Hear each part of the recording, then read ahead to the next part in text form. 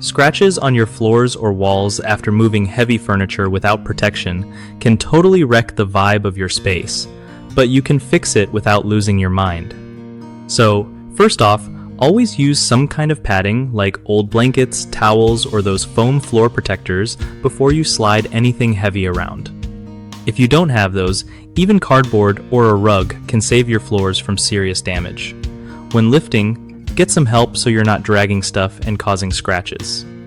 If scratching does happen, clean the area gently with a damp cloth to get rid of dirt before trying any fixes.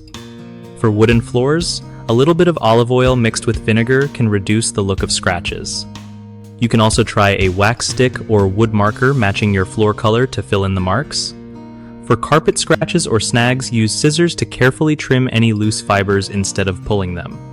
And if your walls got scratched, a little spackle or wall putty followed by paint touch-up can make it look like new again.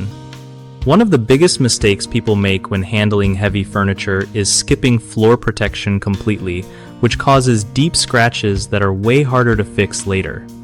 Another common issue is dragging furniture instead of lifting or sliding it on proper pads.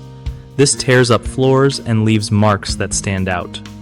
Lastly, ignoring minor scratches right away usually means they get worse over time and become more noticeable, so taking care of damage quickly with good cleaning and repair products keeps things looking fresh. Fix these by always prepping with the right materials, lifting carefully, and treating any damage as soon as you spot it.